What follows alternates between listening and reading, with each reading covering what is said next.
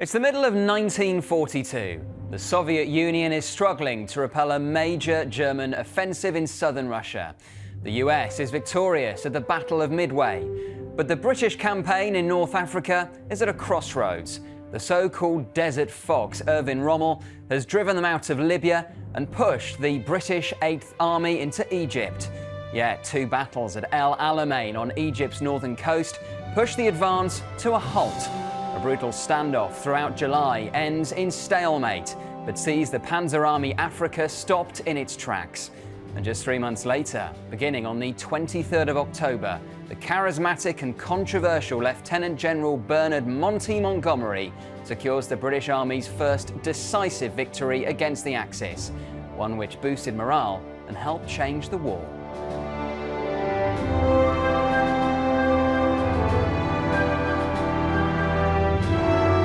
I'm James Hansen, and welcome to History Undone, a history show with a difference, where we explore how the briefest of moments can shape our world.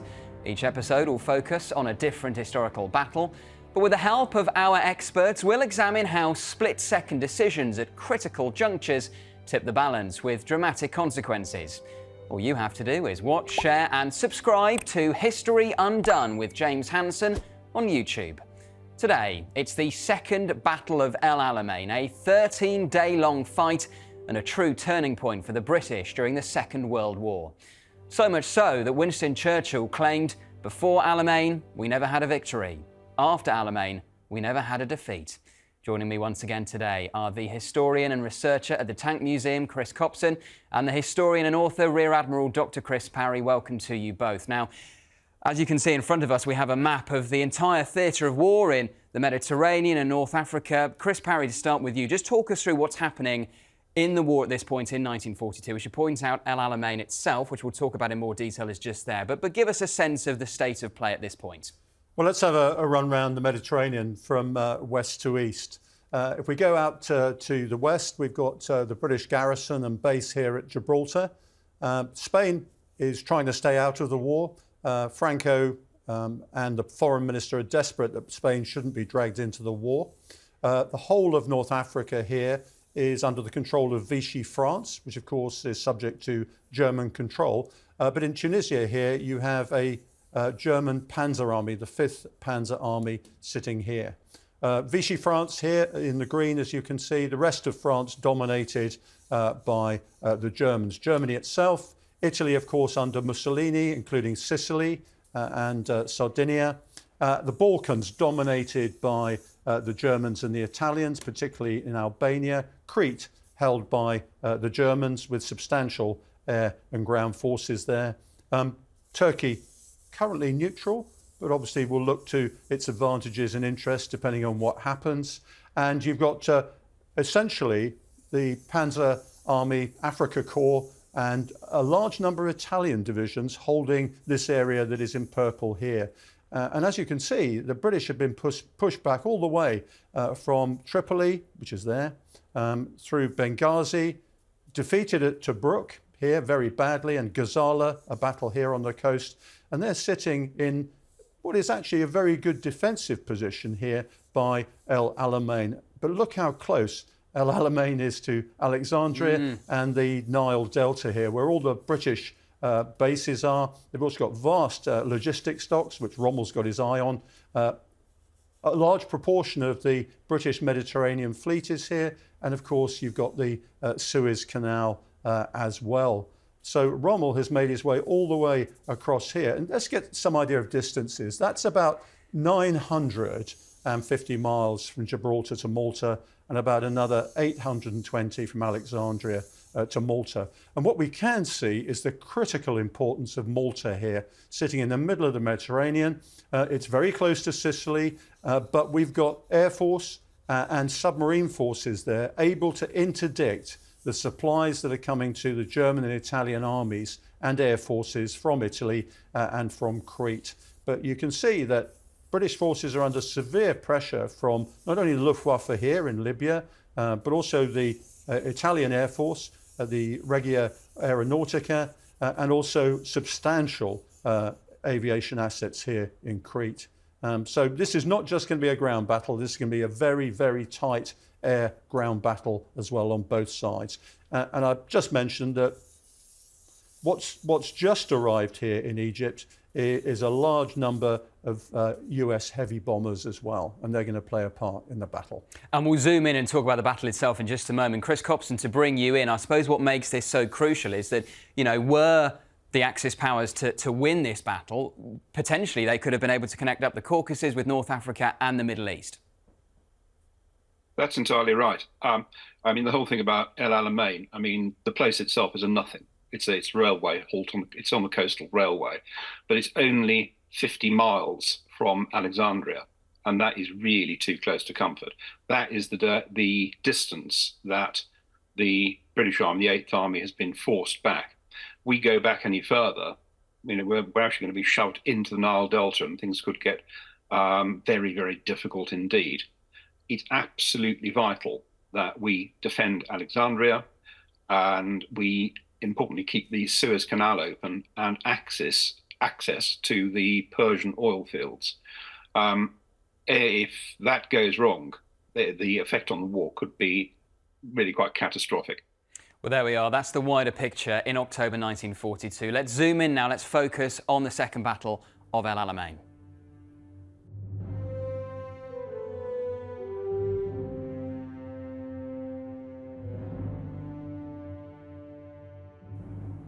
OK, so we've zoomed in on North Africa itself now, and this is the area in Egypt around El Alamein. Before we come on to the Second Battle of El Alamein itself, Chris Copson, I wonder if you can just talk us through the fighting that preceded this, specifically at Alam Halfa, but also the first Battle of El Alamein, which was a few months before the second. Well, as we said, the Eighth Army has been pushed back an awful long way, but they then fight two defensive battles. Alam Halfa, which is late June, early July, and also the first Battle of El Alamein. And these actually bring the Axis forces up short. We've got a few advantages here. Rommel's supply lines are getting very, very long indeed. He is short on fuel, he is short on ammunition, and we now have the advantage that we have got material that's piling in. We've got things like the M3 Grant tank. Everybody talks about Sherman's, but the Grant was very significant at this point. It's got a good 75mm gun. We have got the 6-pounder anti-tank gun, which is a massive improvement on the 2-pounder thing we had before. So we succeed in these two battles in fighting him to a standstill. And his response to that, the only thing he can do in the circumstances, because he's really overstretched, is to fall back into a defensive position. He is still 50 miles short of Alexandria, and we've got to make sure that he absolutely stays there. So we've stopped him, and from our perspective, the line he pulls back to, it's pretty good, because we have got our left flank resting on the Qattara depression, and our right flank resting on the Mediterranean. So any subsequent attack has got to be a frontal attack. But at the moment, he's not planning on doing that. He's realizing that he's overstretched and he's falling back into a defensive position and laying minefields, laying wire, and really sort of sitting there waiting for the Eighth Army's next move. Dr. Chris Parry, I want to bring you in on that because Chris Copson mentioned the Qattara Depression, and really the geography of North Africa is crucial. The Qattara Depression is just down here. It's a pretty impenetrable, desert. How would you describe it? Well, no, it's sort of plateau. On the north edge here, you've got some pretty rocky mountains, to tell you the truth, and inside you've got it is a depression. It's a huge bowl, but it is impenetrable. You can't take armour or vehicles through there. And as Chris says, you've got the sea here to the north. So you've got quite a narrow gap here. And what Rommel likes, of course, is what we would call manoeuvre warfare today. Very high speed movements of troops and also armoured units as well. So he's not at all happy about being in this sort of situation here. So what he wants to do very much is to sit behind this defensive line, build up his stores, supplies, and particularly his fuel. Now, he's got a bit of a problem because we have the ultra system for actually reading German signals. And what we're doing is intercepting a lot of his supplies coming from Italy and from Crete by sea and also by air. Now, before we get to the Second Battle of Alamein, he's probably got about 16 days supply and fuel. And his commanders are very, very certain that they have to conserve both ammunition and fuel. They can't go rolling around the desert, wasting fuel and doing sort of isolated actions. So they're quite constrained in that respect. What you do have are these very deep minefields. Over 500,000 mines here laid, typically telemines, about 5 kilograms of explosive. They'll blow up a tank quite happily, huge explosive effect. But you need quite a weight to go on them. So infantry, if you step on a telemine, they're not going to set them off. So there's an issue here in the battle. What Rommel has laid in here is a thing called Devil's Gardens. So these minefields are fronted by infantry and also artillery as well. So you've got to get through those before you actually get to get your sappers onto the mines themselves. Now, behind him, what's happening, as I said, is his supply lines are being interdicted. He's complaining continuously about the lack of material that he's getting. And indeed, they can't understand why their ships and aircraft are being intercepted. And in fact, the Germans blame the Italians. It never occurs to them that we might have busted the Enigma system. And in fact, the same is true in the U-boat war in the Battle of the Atlantic. I don't know whether that's sort of technological arrogance or what, but they just don't suss it out. Now, the other thing that's happened is that up until June, the Germans were very happily reading the signals coming from the US defense attaché in Alexandria, who was telling him all about our deployments and what we were doing. But when the 621st Signals Regiment is overrun by the Australians in some of these pre-actions, we realise actually there's a problem here because we know where the source of the intelligence is, and that stops. So in June, Rommel stops reading some of the signals coming from our side. But he thinks he's fairly well dug in. He thinks he understands how the British operate. What he would like to do is if he is attacked or he attacks the British and the Commonwealth forces, he wants to draw them out into counter-attacking where he can pick them off. And what he's done very cleverly is he's basically got, as you can see, a number of divisions here. Again, a myth that we need to bust here. They're not just German divisions, they're Italian ones. Yeah. And some of them are quite good. There's no question about that. And what the change is, though, normally Rommel will have a strategic reserve here, ready to fill any gaps. If you look at this as a coastline, if you like, he likes to sort of hit the enemy on the coast. When they're bogged down in the minefields, when they're dealing with the Devil's Gardens, he wants to hit them as they emerge or counter-attack.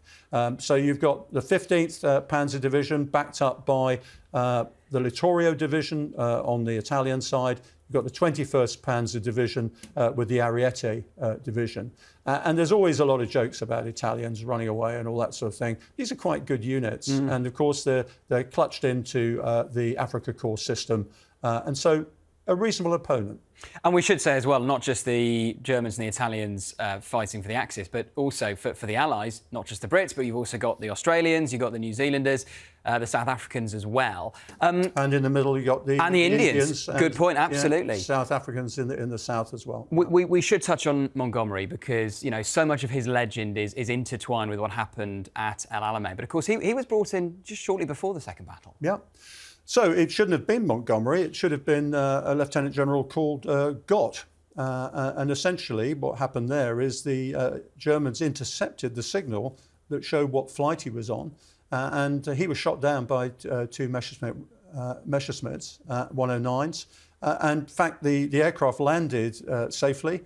And then the aircraft was strafed by the two 109s and the general was killed. Gott essentially was sort of being a general of the old school. And what we had before Montgomery arrived is this idea that you could somehow take on Rommel with his own tactics, what we would call maneuver warfare now.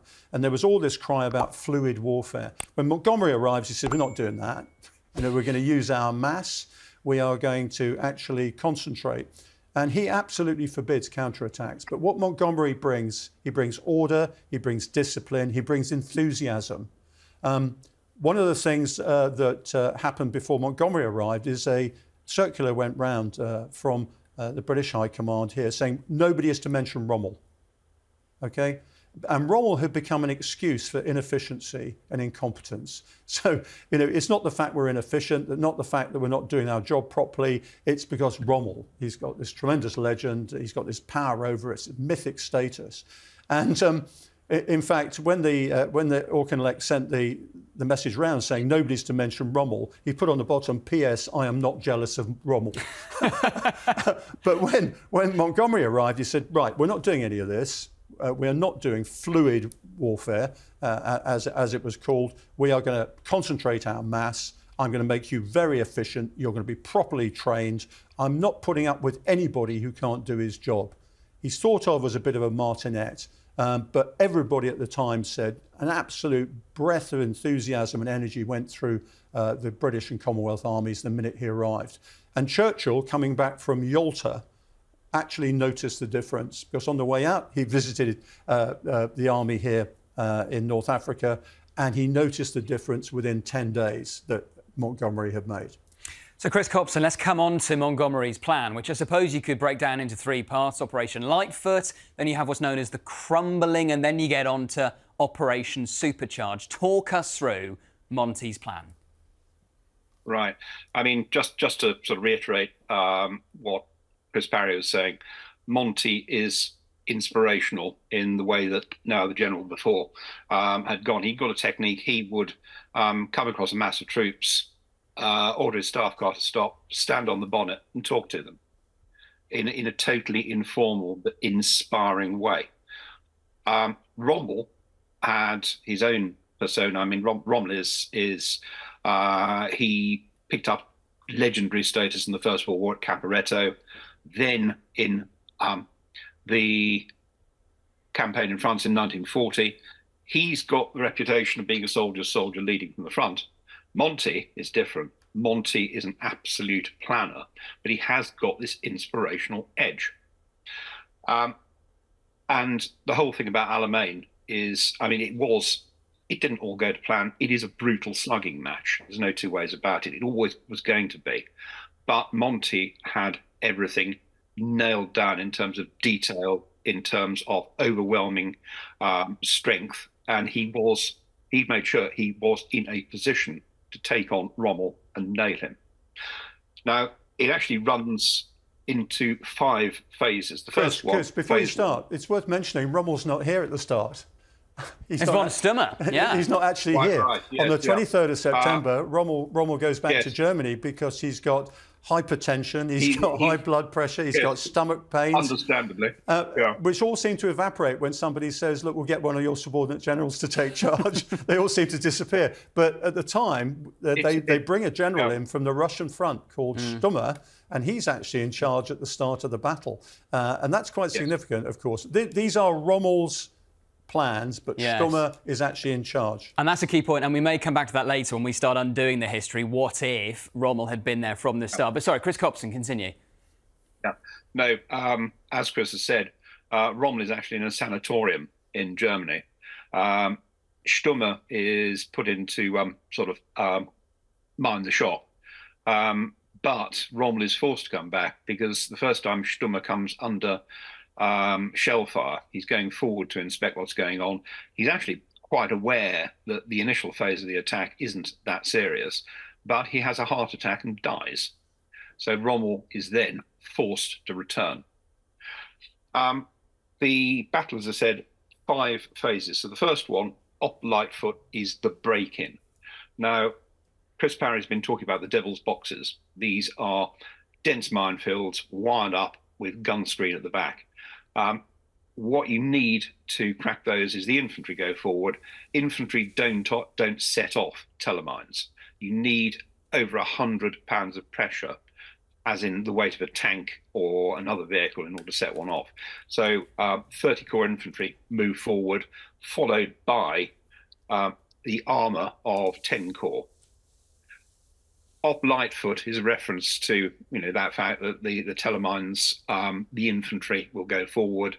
They will push into the minefields. The combat engineers will clear them, and then the armour can progress. The idea is that we will push the Axis forces away from their defensive positions back to somewhere called the Oxalic Line. There are two phases to this attack. Up in the north, it's 30 Corps infantry, 10 Corps, and then down towards the south, there is 7th Armoured Brigade and a First South African Division. So it's a two-phased attack.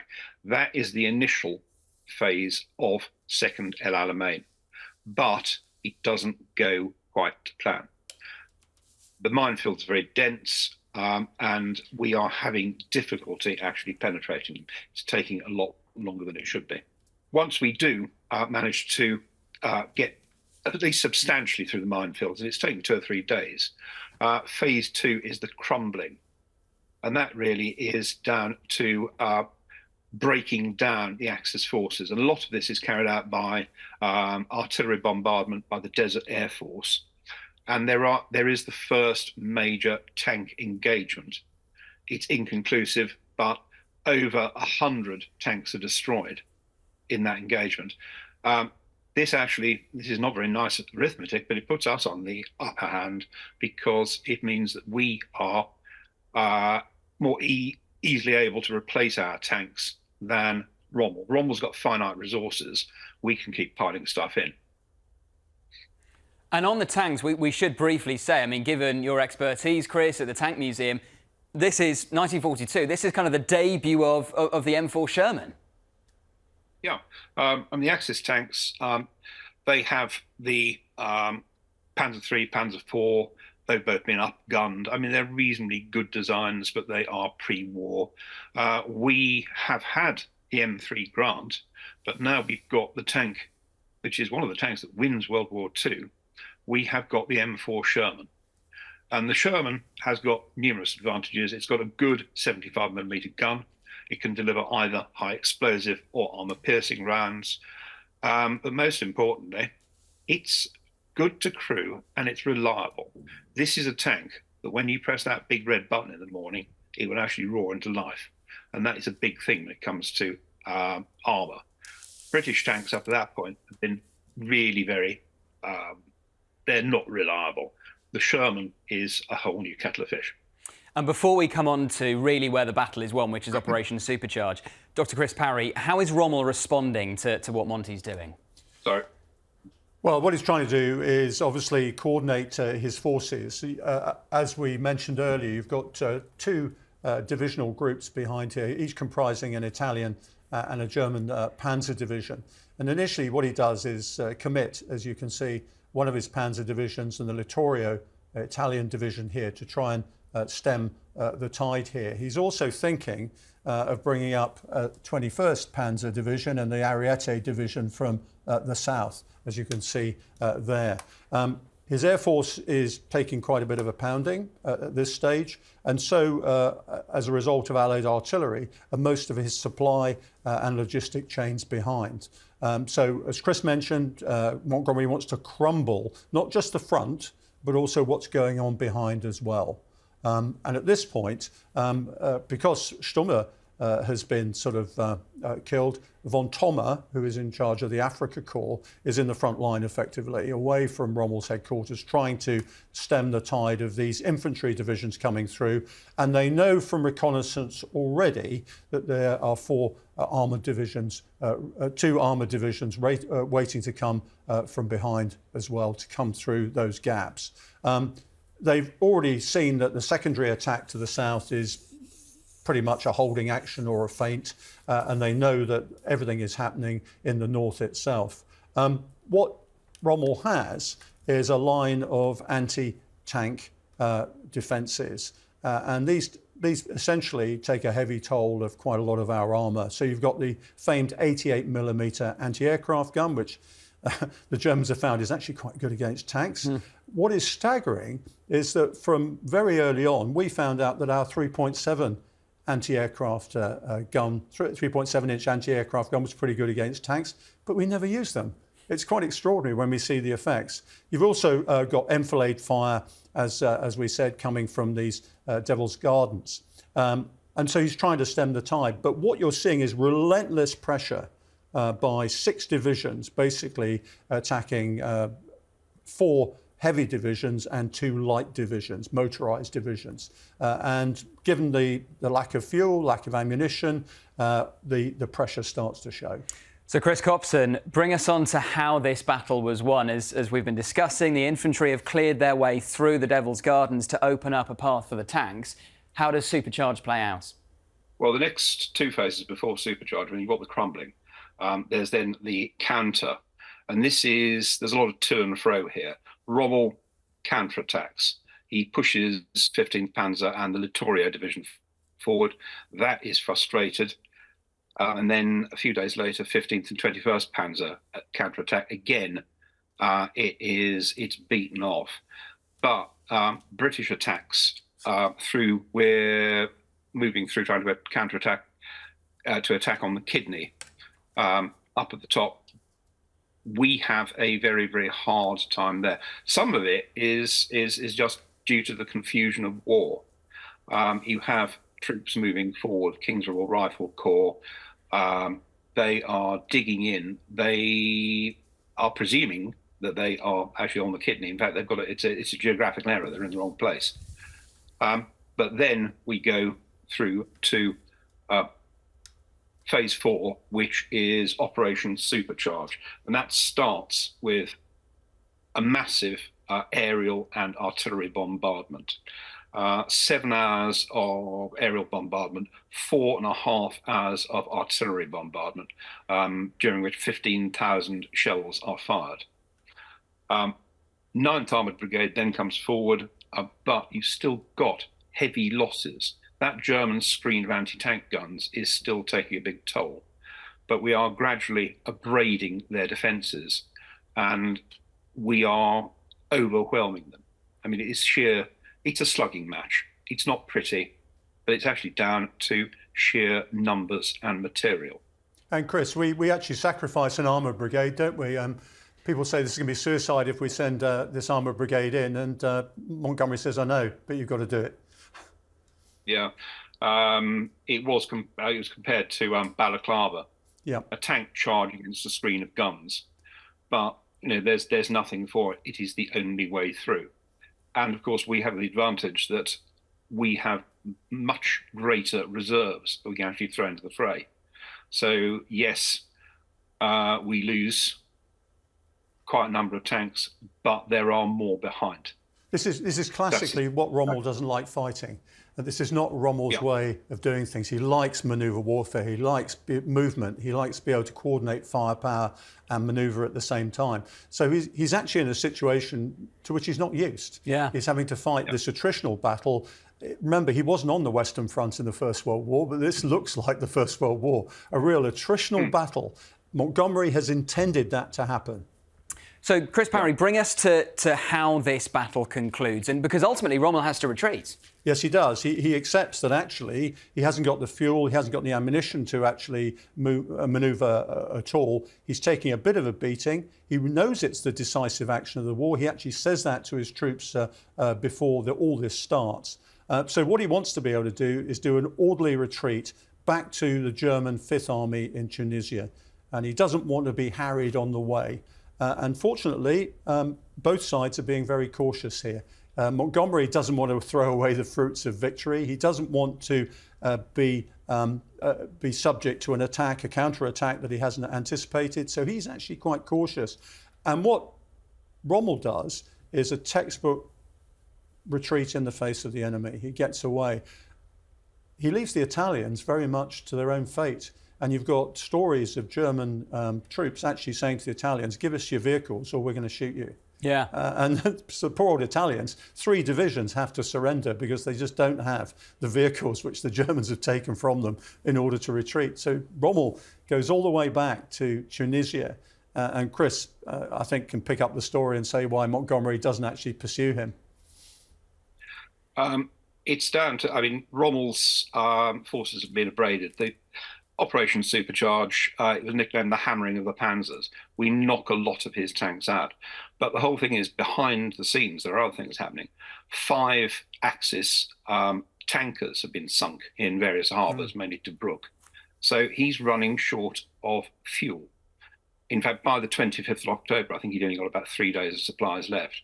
So he's going to have to extract himself, and he's going to have to use every available vehicle, which is why the Italians are pretty well left hanging, why the Africa Corps and Panzer Army Africa take a lot of the transport in order to be able to retreat and maintain a fighting retreat backwards. However, Montgomery is also finding that his supplies are running low. It's okay up on the north on the coastal road. They can get fuel, but a lot of his tanks are jolly thirsty things, are again running short of fuel, running short of ammunition, and it's going to be a logistic pause more than anything, because Montgomery will not go forward until he knows he can push on forward and achieve the right result. He's not going to let himself be strung out. And of course, in the end, it was one of the most decisive victories of the entire Second World War. Massive boost for morale. I mean, I think it was Churchill who said they could ring the church bells in England for the first time really since the war started. So it was a real turning point. I mean, just one other thing, James, we need to consider is the Italians at this point are saying to him, we think that the Allies are going to land in Morocco and in Algeria. And the Germans are going, no, they can't possibly do that at the moment. It's the wrong time. We expect it later on.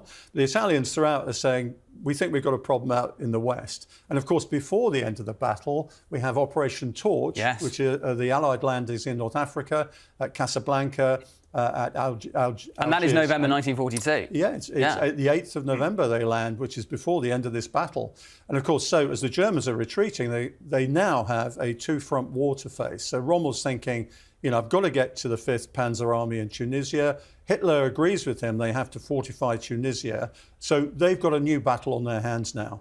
And he's got to get to Tunisia. So that is what really happened at the Second Battle of El Alamein. That's the history. Now it's time to undo all of that. This is History Undone.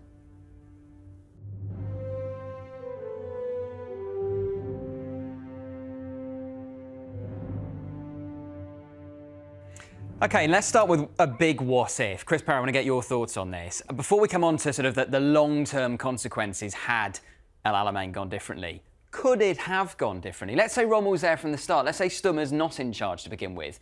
Could the Germans have won? I think if Rommel had been there, he'd still have had to absorb the plan that Montgomery had put in place. He'd still have all the supply problems. And even if the Allied forces had crumbled rather than the German forces crumbled, he wouldn't have been in a position actually to get to Alexandria that quickly. He would have had to have consolidated. But essentially, if he'd defeated the Allied armies, they'd have dispersed. He'd have captured a lot of equipment. And the Germans actually in North Africa always reused British and Commonwealth equipment that they captured. 84% of the transport that Rommel used in the El Alamein campaign were actually captured from us. And so you can see how they recycled and reused practically everything they got. They would have captured, of course, a lot of fuel from our side. I think there would have been a consolidation, and I think probably within about a couple of months, he then would have advanced on the Delta and Alexandria. He was in no rush. He would have dispersed quite a lot of our formations.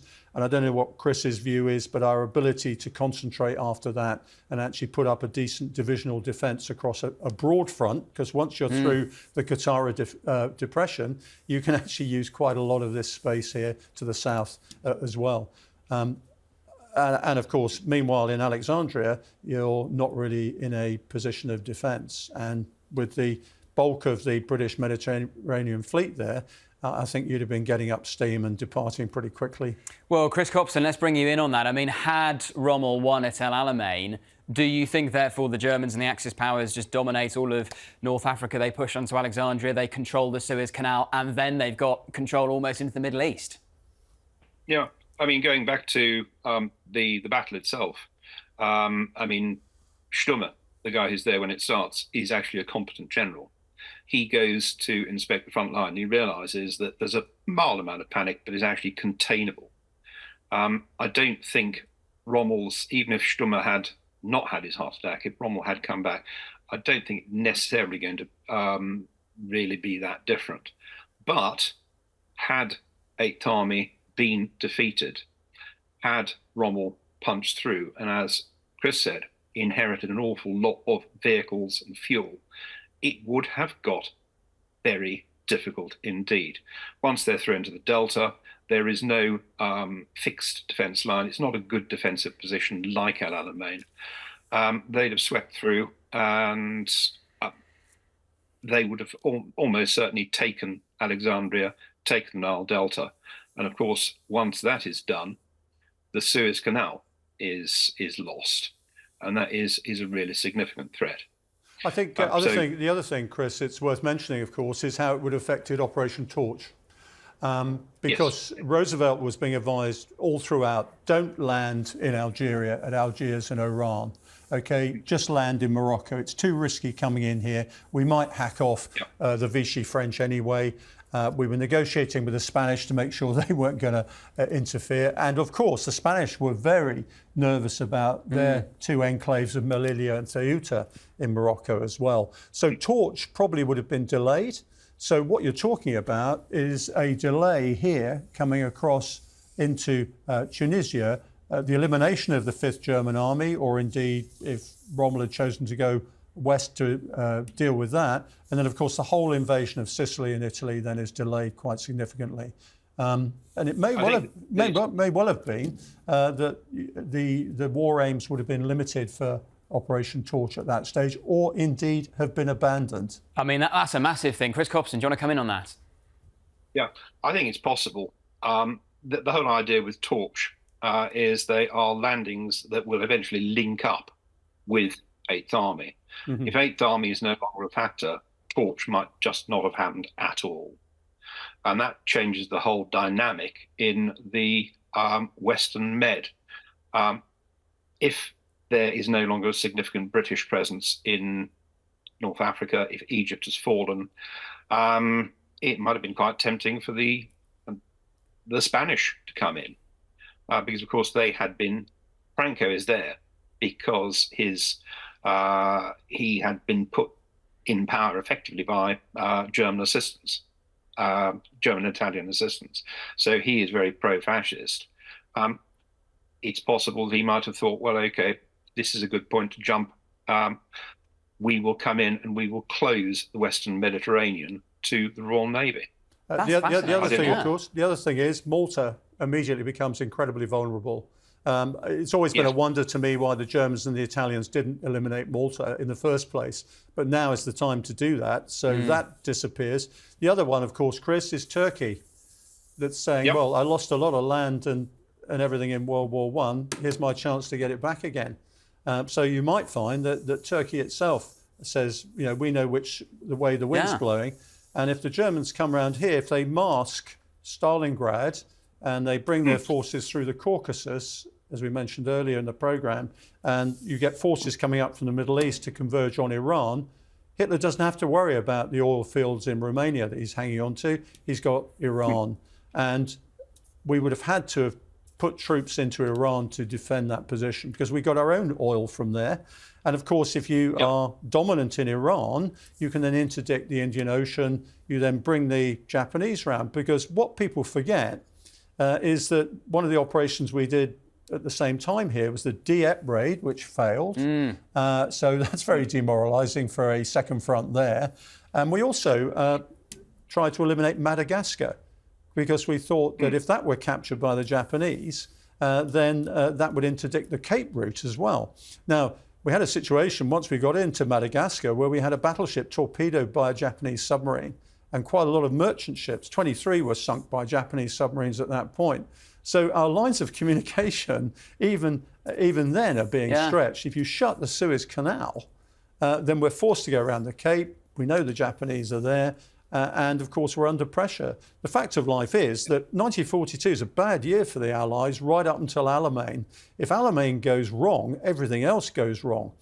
What happens in effect, of course, though, Alamein happens October, November, and then, of course, Stalingrad. The German army is eliminated in Stalingrad. So these twin victories by the Allied side are absolute body blows for the Germans in particular. And they think, how are we going to recover? And the remnants, of course, in North Africa, the German 5th Panzer Army and the remnants of the Africa Corps hold up in Tunis. They've got Operation Torch forces coming from the west. They've got 8th Army, very happy, coming from the east. And in May 1943, they surrender. I mean, already you can see so many massive implications. The idea that you might have previously a neutral Turkey and Spain now joining on the side of the Axis powers, the fact that maybe Operation Torch is delayed or doesn't happen in the way that it did. Chris Copson, I suppose the other thing is, let's say the Axis powers are able to push through past Alexandria, they've got control of the Suez Canal. If they can push into the Persian oil fields, economically that transforms their war. That would have been catastrophic. I mean, it's not even necessarily the fact they needed to access the Persian oil fields themselves. If they'd actually just got in there and blown everything up, that would have caused huge problems for the British. I mean, that was our principal source of fuel oil, petroleum. It would have caused massive, massive problems.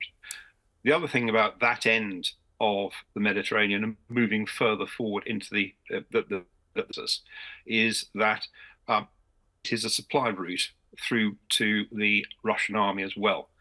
So in that particular case, that's cut off. That makes things extremely difficult for Russia. It's one of those things. If you close down the Mediterranean, it alters the whole dynamic of the war. It really does.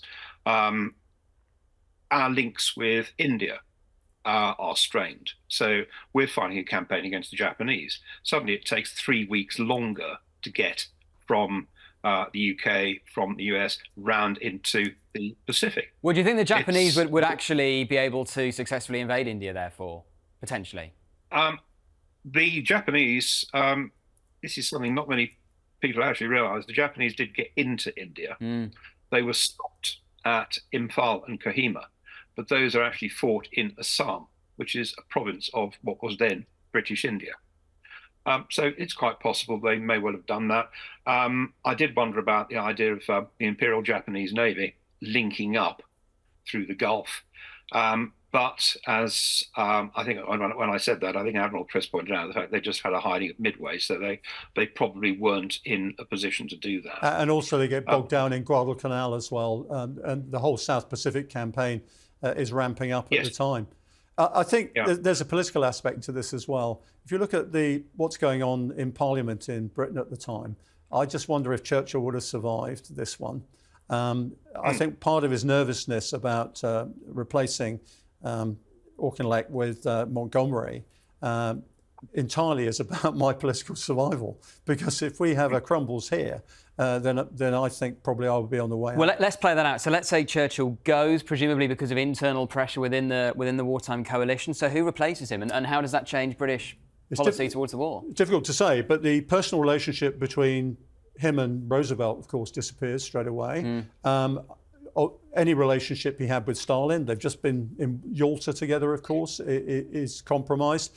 But what I think, as far as the Americans are concerned, is there are very, very strong, loud voices led by Admiral King, who's essentially the chief of naval operations at the time. He's saying, we want to go Pacific Japan first, constantly agitating that they do that and first. Given this is a few months after Midway, that would make sense. It would. Yeah. And Guadalcanal's, again, a heavy slogging match between the Japanese forces and the United States. I think one of the biggest aspects of this, that the American strategists would have looked at this map and said, you know what, as long as we can keep Britain safe, I think we'll switch to the Pacific. Yeah, we should just say we did a brilliant episode on the Battle of Midway a couple of weeks ago. If you want to find it, we'll put a link in the description. Go and check it out. Chris Parry, I mean, dare we even ask the question, what would the Middle East look like today had the Germans pushed on into the Middle East? Well, it depends on the outcome of the war, of course, as a whole. If Germany is able to get the resources that it needs to sustain this whole sort of Lebensraum that it's created in Central Europe, It's able to dominate Eurasia. It's got the economic military basis for actually saying, well, come and get us. I doubt that we would have been able to sustain a landing in 1943 or 1944 in the northeast. I think the Russians, as Chris pointed out, is going to be desperately short of supplies. I think, oddly enough, it's not so much the Middle East that will be sort of shaped by what happens at El Alamein, it's how it will be shaped by Stalingrad. I mean, Chris Cobson, are we even going as far as saying that had El Alamein gone differently, the entire war could have gone differently? Is it of that much consequence? I think it would. I mean, going back to what we've just been saying about the Middle East, the Germans actually had very good relations with the Grand Mufti of Jerusalem, with Ibn Saud. They could have developed those. They could have really sort of dominated the region. And as Chris Parry's just said, the American focus would have shifted to Pacific. D-Day, when's that going to happen? Possibly not June the 6th, 1944. If ever. Yeah. I mean, the other thing in the Middle East, Chris, of course, is with the Germans, in the Middle East, it's not a good day for founding the State of Israel, is it? No. For all sorts of reasons. No. The Arabs won't like it. The Germans certainly don't like it. Yeah, and actually, we should probably mention. I mean, this is a really grim thought, but does the final solution get extended into the Middle East? Well, it gets extended wherever Germans have control. There's no question about that. The final solution hadn't really been thought of at that point, as that happens with the Wannsee Conference. Yeah. But the Arabs would certainly have carried out pogroms. I mean, there'd be things happening that's rather similar to what happened in the Baltics when the German army came in. There would have been Arab uprisings. There would have been massacres of Jewish communities. So it gets very, very messy there. And And I think also a railway all the way through the Arabian Peninsula, all the way through to the Gulf. I mean, it just gets worse all the time, doesn't it? Yeah. And Chris Parry, if El Alamein went differently, does that affect Stalingrad? Does that affect Barbarossa? Well, I think the issue is that I think Stalingrad, I think the army there would have had to surrender given the timescales. But what you do have is if the Germans are able to build up their forces here in the Middle East, they can go up through the Caucasus to the east of the Black Sea. They can link up with the army group that is in the south. The Germans are already all the way across Ukraine, of course. And so you've got a German-dominated Caucasus. I think it's too late to relieve, I don't know if you agree with me, Chris, but I think it's too late to relieve Stalingrad at that point. But what would have had to happen, of course, is the Russians would have had to dedicate significant forces to face south for a build-up of German forces coming around the side of the Black Sea here. That would have denuded them from their western front. And obviously the war would have extended a bit longer. I think more critically, they would have been relying very much on supplies through the Arctic convoys. And of course, the American supplies going in Russian ships past Japan into the Far East. But it would have really complicated things for them. Would they have been able to penetrate into Germany? Who knows? Mass has a quality all of its own, as we've seen at Alamein, and the Russians had a lot of mass. I think they probably would have survived. What I see happening here probably is a series of armistices.